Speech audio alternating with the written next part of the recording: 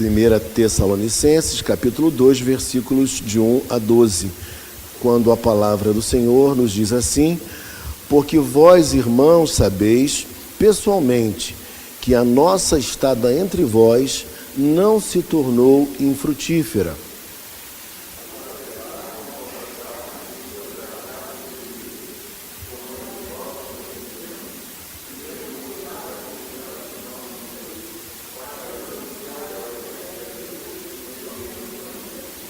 Pois a nossa exortação não procede de engano, nem de impureza, nem se baseia em dolo.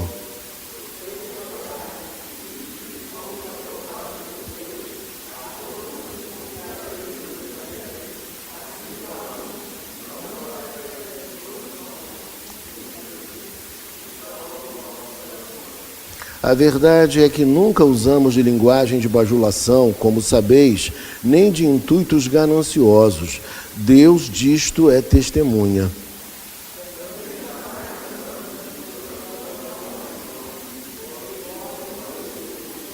Embora pudéssemos, como enviados de Cristo, exigir de vós a nossa manutenção, todavia nos tornamos carinhosos entre vós, qual ama que acaricia os próprios filhos.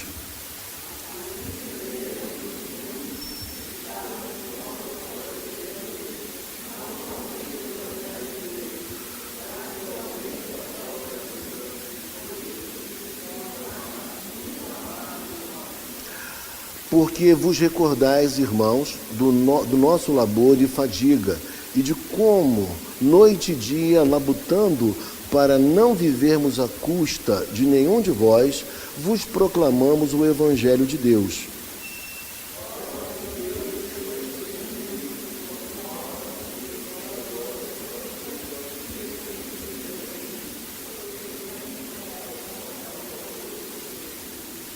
E sabeis ainda de que maneira, como pai a seus filhos, a cada um de vós exortamos, consolamos e admoestamos, para viverdes por modo digno de Deus, que vos chamou para o seu reino e glória.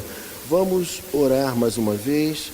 Senhor Deus e Pai Celestial, queremos te agradecer, ó Pai, pela tua palavra, pela oportunidade que temos de expô-la nesta manhã, e nós te pedimos, Pai, que o Senhor possa nos abençoar e nos dirigir, ó Deus.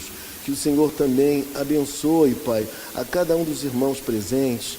Te agradecemos por tudo que já aconteceu aqui, pelas leituras bíblicas, orações, louvores, Pai, e também pelas ofertas e dízimos trazidos nesta manhã.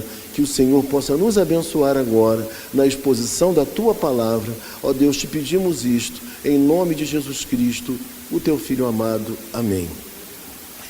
Irmãos amados e queridos, eu queria nesta manhã dizer a vocês, em primeiro lugar, que nós que somos pregadores do Evangelho e pregadores de linha reformada, na sua grande maioria, nós temos por hábito pregar de forma expositiva.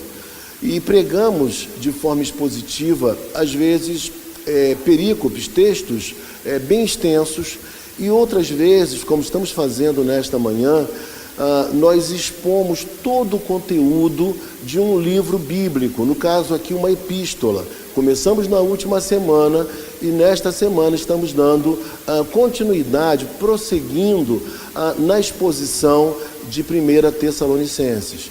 E por que nós preferimos pregar desta forma? Em primeiro lugar, eu diria a você porque traz um conhecimento, um conteúdo bíblico aos irmãos muito maior. Os irmãos passam a entender o significado real das passagens. Outra coisa importante também, quando pregamos assim, o pastor se torna refém do texto. Ele não pode, de repente, utilizar esse texto como pretexto para falar o que ele bem entende. Ele não pode, por exemplo, usando o tipo de pregação que nós fazemos, porque houve algum problema durante a semana, ele usar um texto para, de repente, alfinetar alguma pessoa. Até porque esse não é o seu papel e não deve ser o seu comportamento, porque o papel do pregador é de fato expor a palavra de Deus. E é o Espírito Santo que fala ao coração de cada irmão e irmã através do texto ministrado. E na última semana nós mostramos a vocês, pela palavra, o belíssimo trabalho que o apóstolo Paulo fez em Tessalônica, mas também observamos que houve uma intervenção sobrenatural do Espírito Santo. Alguns chegam a dizer que houve um avivamento em Tessalônica devido ao crescimento, à expansão e até mesmo o surgimento de uma igreja em apenas 3 semanas. Algo maravilhoso, algo que nos chama a atenção. E nesta manhã, nós olhando para o texto do capítulo 2 que faremos agora, nós vamos verificar que Paulo, ele vai produzir um texto no qual ele, de uma certa maneira, se defende de algumas acusações que ele estava sofrendo. O grande teólogo D.A. Carson, muito conhecido até dos irmãos aqui da própria igreja, porque, vez por outra, citamos esse autor, e também a igreja presenteou, numa oportunidade passada, os professores de escola dominical com um livro deste autor, um livro maravilhoso, um comentário. E o autor J. Carson, ele fala que essas acusações que Paulo estava sofrendo não eram acusações propriamente da igreja local de Tessalônica, mas as acusações, as suspeitas, elas vinham de fora. E aí Paulo responde e rebate a essas acusações. É o texto que vamos apreciar agora. E eu queria ver com vocês, já no versículo 1 do capítulo 2, quando o texto diz assim ao nosso coração: porque vós, irmãos, sabeis pessoalmente que a nossa estada entre vós não se tornou infrutífera. Paulo começa a dizer que a igreja era a própria, a maior testemunha de que o seu trabalho naquela localidade não foi um trabalho vazio de sentido, foi um trabalho extremamente frutífero. Haja vista que muitas pessoas haviam abraçado a fé e se convertido, e uma nova igreja surgiu naquela localidade. Portanto, o apóstolo Paulo fala: o nosso trabalho entre vocês foi um trabalho frutífero, foi um trabalho abençoado. Nós trabalhamos muito, mas Deus também operou de maneira maravilhosa, trazendo bênçãos sobre nós, sobre vocês também. E ele chama a atenção para dizer: olha, ainda que falem, ainda que digam, vocês, pessoalmente, vocês são testemunhas do nosso trabalho aqui em Tessalônica. E aí o texto vai nos dizer no versículo seguinte: mas apesar de maltratados e ultrajados em Filipos, como é do vosso conhecimento, tivemos ousadia e confiança em nosso Deus, para vos anunciar o Evangelho de Deus em meio a muita luta. No versículo 2, nós temos muitas coisas a analisar aqui. A primeira delas é que, mais uma vez, o apóstolo Paulo fala: é do vosso conhecimento. Vocês conhecem a nossa trajetória, o percurso do nosso chamamento, do nosso ministério. Vocês sabem que lá em Filipos nós sofremos açoites, nós fomos presos e fomos libertos da prisão de uma maneira extraordinária, inclusive redundando na conversão do carcereiro. Vocês devem lembrar da passagem, capítulo 16 de Atos dos Apóstolos. E aí Paulo diz: olha, vocês sabem da nossa história, vocês conhecem o nosso passado, e vocês sabem que nós somos pessoas corretas, que nós trabalhamos com afinco e que Deus tem nos abençoado.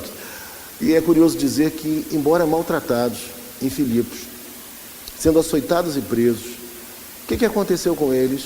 Eles não desanimaram. Poderiam dizer assim: vamos descansar um pouco, vamos nos resguardar um pouco, para depois nós voltarmos a outra cidade para pregar o Evangelho. Vamos dar uma recuada porque parece que a coisa não é fácil não para o Evangelho. Mas eles não tiveram tal comportamento. eles continuaram com o mesmo afinco, com a mesma disposição e foram para Tessalônica para pregar o Evangelho àquelas pessoas. E esse deve ser também o nosso comportamento e a nossa postura como servos de Deus. Por mais que as perseguições sejam grandes, por mais que as dificuldades se avolumem, nós precisamos ter força, ter coragem, fé em Deus para fazer o nosso trabalho com muito amor e com muito afinco também. E o segundo aspecto que eu destacaria nesse versículo de número 2 é que o texto nos diz assim: para vos anunciar o Evangelho de Deus. O Evangelho que Paulo anunciava não era um Evangelho dele, não era um Evangelho criado, concebido segundo os seus critérios, segundo a sua maneira de interpretar, de imaginar. O que Paulo fazia era comunicar o Evangelho que ele havia recebido sem tirar e sem pôr, sem acrescentar coisa alguma, porque esse é o nosso grande papel, é comunicar todo o conselho de Deus, toda a palavra de Deus. E por que eu digo isso aos irmãos nesta manhã? A minha preocupação é muito grande nesses dias, porque eu tenho visto que nunca houve uma época em que as pessoas tivessem tanta facilidade para ter uma Bíblia. Eu tenho pelo menos umas 3 Bíblias no meu celular, 3 versões diferentes. Hoje você compra Bíblias dos valores mais diferentes. Tem Bíblias caras, mas também tem Bíblias baratas, muito baratas. Mas o que me chama a atenção é que parece que o povo nunca foi um povo tão despreparado bíblica e teologicamente. Eu recebi um vídeo esses dias e eu nunca vi um vídeo tão malicioso, um vídeo em que o autor falava sobre a Páscoa, e você ia ouvindo, ainda mais quem não tem conhecimento mais aprofundado, e dizia: esse homem é um crente e esse homem está falando a verdade de Deus. Que coisa linda! E ele falava bem, era um grande orador. E havia uma música que parecia um mantra, sabe? E ele falando com aquela música criava um clima todo especial. E de repente, o homem fala uma grande asneira, biblicamente falando. Mas só que muitos cristãos que ouviram aquele vídeo não perceberam o erro, o equívoco. Em dado momento ele fala assim: Jesus Cristo morreu para nos libertar da matéria. E ele usa uma palavra que agora eu não me recordo propriamente, mas dizendo de maneira ainda mais negativa. Só o contexto que eu já me referi já mostra que a matéria ele estava abordando como algo ruim, mas ele usa lá um adjetivo que eu não lembro agora. E aí eu digo para você nesta manhã: Jesus não veio para libertar a gente da matéria. A matéria não é ruim, a matéria é boa, o nosso corpo é bom, foi Deus quem criou, esse corpo vai ser ressuscitado. Mas a sutilidade daquele homem, ele estava pregando uma doutrina gnóstica. Só que os cristãos do nosso tempo, eles não conseguem identificar essas coisas. E eles vão reproduzindo e vão espalhando aquele vídeo de uma maneira impressionante. Daqui a pouco o vídeo viraliza, é assim que fala, não é? Porque todo mundo começa a compartilhar. Por isso eu digo a você, o importante nesses dias é que a igreja, ela se fixe na palavra de Deus, pura e simples palavra de Deus. Nós não podemos ficar envoltos em ideias que são profundamente interessantes até, mas que são equivocadas biblicamente. E aí o apóstolo Paulo diz que ele anunciou, não um outro evangelho qualquer, mas ele anunciou o evangelho que ele havia recebido, sem tirar nem pôr. E o mais interessante é que no final do versículo 2, olhe para a sua Bíblia, o texto diz: em meio a muita luta. Está vendo aí, versículo 2, em meio a muita luta. O sofrimento na pregação do Evangelho não fez com que Paulo retrocedesse. As dificuldades vividas por ele não fizeram com que ele voltasse atrás e desistisse da pregação do Evangelho. E aqui tem uma verdade muito importante. Nem sempre o que nós fazemos para Deus, nós encontramos muita facilidade. Geralmente, tudo aquilo que nós fazemos para Deus, nós encontramos muita oposição, muita dificuldade para ganhar pessoas para Cristo, para encontrar portas abertas para pregar o Evangelho. Mas quando Cristo nos abre uma porta para pregar o Evangelho, meus irmãos, o que nós temos que fazer é falar de Jesus Cristo, é falar da morte e da ressurreição, da vida nova que Ele nos oferece. Nós não temos que pregar outra coisa a não ser a centralidade da mensagem do Evangelho, por mais que outras pessoas estejam fazendo de forma diferente nesses dias. Veja comigo na sequência, o versículo de número 3 nos diz: pois a nossa exortação não procede de engano. O teor da mensagem de Paulo era um teor compatível com a verdade do Evangelho, não era um teor inventado por ele, era uma exposição bíblica e verdadeira. Naqueles dias, muitas pessoas saíam pelo mundo afora pregando diversas ideias diferentes. Mas Paulo não fazia isso. Paulo se atinha justamente ao Evangelho. Pessoas saíam pelo mundo afora e conquistavam valores altíssimos, porque seduziam as plateias, eram excelentes oradores. E Paulo estava sendo acusado de ser alguém semelhante a esses outros que tinham tal comportamento. Mas o texto fala para nós que a mensagem que ele pregava não era uma mensagem que visava enganar ninguém, enredar ninguém de forma alguma. E ele fala nem de impureza. Alguns autores comentam que o apóstolo Paulo estava sendo acusado de plantar uma igreja, de seduzir pessoas, principalmente mulheres, para que ele pudesse se beneficiar até fisicamente dessas mulheres.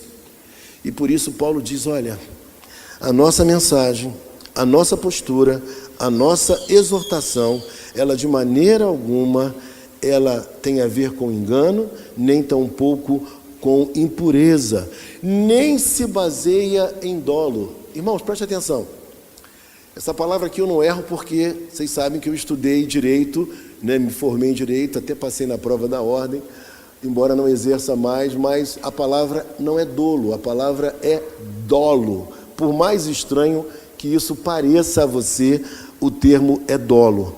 A ideia tem a ver com alguém que utiliza uma isca para pegar um peixe. Alguém que usa uma isca para pegar um peixe. E nesse contexto aqui, fala de uma pessoa que usa de subterfúgios para tentar enredar pessoas e trazê-las para aquilo que ela acredita, para aquilo que ela prega. É que o texto está querendo dizer. A mensagem do apóstolo Paulo não era uma mensagem que visava pescar pessoas, atrair pessoas de maneira maliciosa. Esse também não era o intento do apóstolo Paulo. E na sequência ele fala, pelo contrário, visto que fomos aprovados por Deus.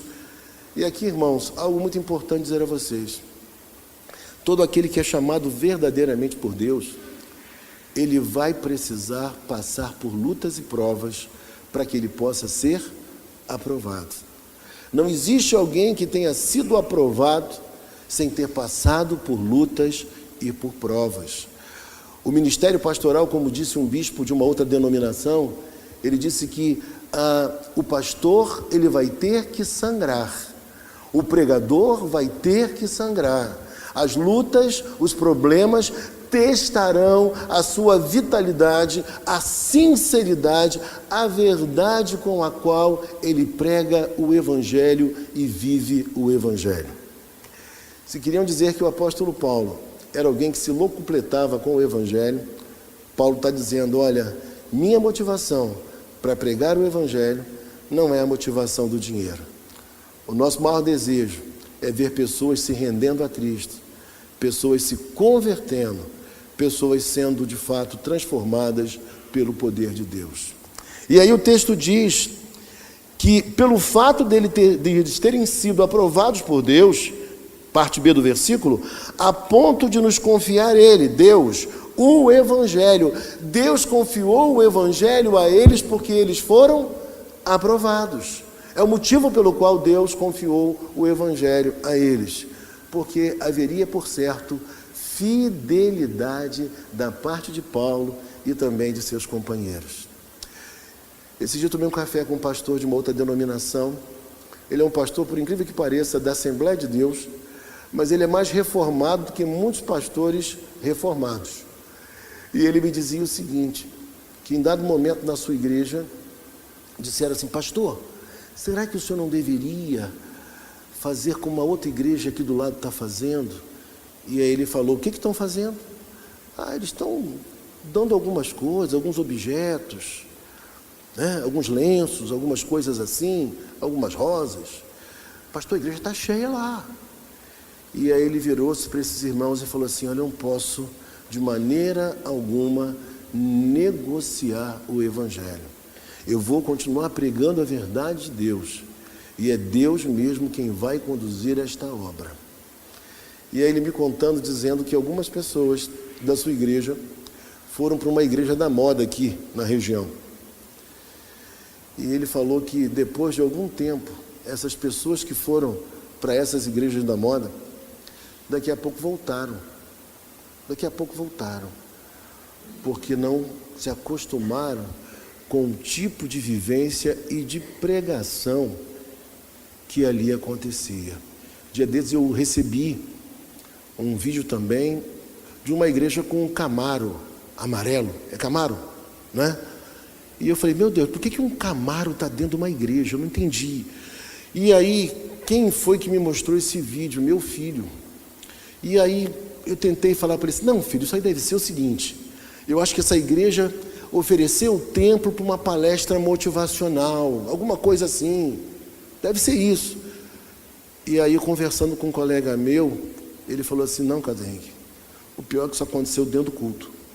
Aí eu falei: não pode, não acredito. Ele falou: aconteceu dentro do culto. E aí eu fico pensando, qual é a nossa função? É ceder a esses apelos? É ouvir essas vozes? Ou é pregar todo o conselho de Deus, a verdade de Deus? O apóstolo Paulo diz para nós, olhe comigo na Bíblia, a ponto de nos confiar ele o Evangelho. Assim falamos, não para que agrademos a homens, e sim a Deus, que prova o nosso coração. A mensagem que Paulo pregava não era uma mensagem adocicada, não era aquele tipo de mensagem que agrada a todo mundo. Sabe aquela mensagem que o pastor diz? É hoje, e com aquela voz impostada, é hoje que o anjo vai trazer a bênção, receba nesta hora. A pregação de Paulo não era essa. A pregação de Paulo era todo o conteúdo do Evangelho. Ele sabia da sua responsabilidade e ele sabia também que a sua função não era agradar homens, mas ser fiel àquilo que Deus desejava que ele falasse e pudesse expor à igreja. E por fim, ele diz assim, no versículo de número 4, Deus que prova o nosso coração. A ideia aqui é provar como um material precioso é provado pelo fogo. É essa a ideia do provar aqui. É provar como um material precioso, também para ser avaliado e apurado, depurado, precisa passar pelo fogo. É isso que acontece comigo e contigo, para que a nossa fé seja de fato uma fé verdadeira. É isso que nós precisamos entender. Nós precisamos entender que não é uma linguagem de sedução que deve ser a linguagem do púlpito. Nós devemos elogiar os outros porque o elogio, ele até traz um papel positivo, porque encoraja, porque anima, mas quando o elogio é sincero, mas o elogio falso não deve fazer parte das nossas conversas. Paulo está falando aqui que existem pessoas que elas falam uma coisa, mas pensam outra. Elas dizem: você é maravilhoso, mas acham você péssimo. Você prega muito bem, mas acham que você prega mal. Então, nós temos que ter muito cuidado. E a nossa fidelidade, em primeiro lugar, precisa ser uma fidelidade para com Deus acima de qualquer outra coisa. E na sequência, o texto vai nos dizer: a verdade é que nunca usamos de linguagem de bajulação. Ele reforça a mesma ideia aqui. Não usar linguagem de bajulação. Você já viu aquelas pessoas que nos seduzem? Já viu aquelas pessoas que... Uma vez eu vi isso e fiquei chocado quando um marido disse a respeito da sua mulher, disse assim: eu vou massagear o ego dela. Gente, se eu soubesse que alguém está massageando o meu ego, eu ficaria profundamente magoado e entristecido. Se o elogio não é verdadeiro, ele não deve acontecer. Se o que nós fazemos não é de coração para o outro, não devemos fazer. A ideia de massagear o ego é uma ideia de manipulação. E isso não compete a nós como cristãos. Dentro do relacionamento entre irmãos em Cristo, dentro do relacionamento conjugal, isso não deve acontecer de forma alguma. Versículo 5: como sabeis, nem de intuitos gananciosos Deus disto é testemunha. Paulo está dizendo para a gente aqui que quando ele pregava o Evangelho, ele não pregava o Evangelho porque ele receberia dinheiro por conta de pregar o Evangelho. E para que Paulo ficasse bem isento de qualquer tipo de acusação, Paulo, vocês sabem disso, Paulo fazia o quê? Tendas. Paulo recebeu em 2 oportunidades ajuda também financeira da igreja de Filipos, uma igreja amiga, porque também Paulo precisava subsistir. Mas o que é bonito observar é que Paulo tem esse comportamento para que não pairasse nenhuma dúvida sobre a sua real motivação ao pregar o Evangelho. Não era dinheiro que ele buscava. A grande e profunda alegria dele era de poder pregar o Evangelho de Cristo e saber que as pessoas estavam se convertendo a Cristo, mudando de vida. Eu quero perguntar a você nesta manhã, você que trabalha, você que estuda, existe algum colega seu, lá no seu trabalho, ou na sua escola, na sua faculdade, que você não sente aquela vontade que ele se converta? Você fala: meu Deus, se essa pessoa se convertesse, se ele viesse a Cristo, que coisa maravilhosa seria.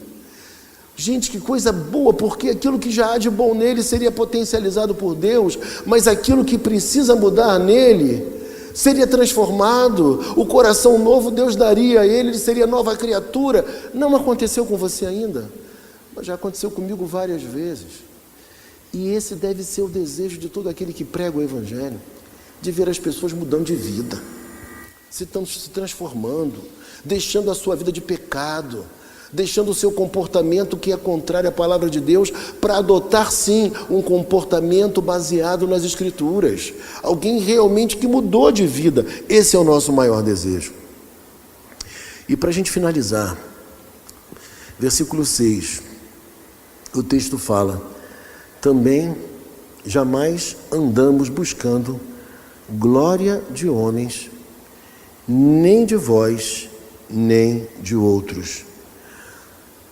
Uma das coisas que mais seduzem, ou as 3 coisas que mais seduzem a todo ser humano, você vai me ajudar: dinheiro, sexo e poder. E uma das coisas que mais seduzem, essas 3 coisas, eu diria que com elas você iria encontrar também a ideia de glória. O homem às vezes tem o desejo de ser glorificado na terra. Em vez de apontar para Cristo e dizer que só Cristo deve ser glorificado e que a nossa vida só faz sentido para glorificá-lo, às vezes o nosso grande desejo é de sermos nós o quê? Glorificados. De chegarmos nos encontros, esse é o pastor, esse é o Carlos Henrique, esse é o presbítero tal, de eu chegar de repente na conferência de homens ou na confederação de homens e todo mundo saber que eu sou o pastor, o grande pregador, o grande... Irmãos, essas seduções, elas podem até passar pela nossa mente, mas elas não podem ficar na nossa mente. Porque o grande propósito de Cristo não é esse para nós. É de sermos fiéis a Ele. É de sermos sinceros naquilo que nós fazemos. E diria para você, às vezes até melhor a gente nem ser conhecido mesmo. Porque quando somos conhecidos, a gente recebe aplausos, elogios, manipulações, coisas que nem sempre são verdadeiras e não são sinceras. Às vezes o fato de estarmos numa situação inferior, entre aspas, no aspecto humano, é o que há de melhor para nós. Porque existem pessoas que até lidam bem com elogios, existem pessoas que lidam bem com esse tipo de coisa, mas existem outras que elas se inflam, elas se enchem e daqui a pouco começam a acreditar que são o que na verdade não são, porque nós somos frágeis, nós somos vasos de barro, nós somos de fato pessoas com muitas debilidades. E não é à toa que às vezes a gente vai pregar num lugar, Deus nos leva para trazer uma mensagem, a gente estudou, se preparou, leu muito, mas sabe o que acontece? A mensagem não anda. A gente vai pregar e de repente escorrega na gramática, coisa que não acontece costumeiramente. O outro que canta bem, que está se achando porque está todo mundo o elogiando, nesse dia ele vai semitona e é um excelente cantor. E essas coisas, quando acontecem, elas têm um papel terapêutico na nossa vida, porque elas mostram a realidade que nós precisamos caminhar na dependência de Deus e na fidelidade a Ele, porque somente Ele deve, merece todo louvor, toda glória e toda honra. Vamos orar neste momento, eu quero orar por você. Senhor Deus e Pai, da mesma maneira, Pai, que nós agora estamos orando pelos nossos irmãos, eu também careço que eles orem por mim, Pai, porque as pressões, as seduções são enormes, mas nós sabemos, Pai, que precisamos de Ti, porque é só o Senhor quem nos sustenta, quem nos coloca de pé. É só o Senhor que faz com que a nossa vida possa estar de fato alicerçada, Pai, alicerçada no Teu Evangelho, na Tua Palavra. Pai, nos ajuda, Pai, assim como Paulo, ó Deus, viveu uma vida íntegra, a viver também uma vida que agrade a Ti, Pai, porque é para isso que o Senhor nos chamou.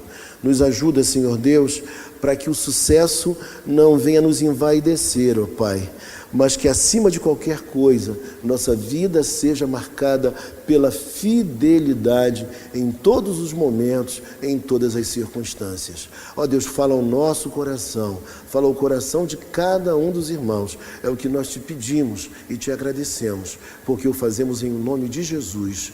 Amém.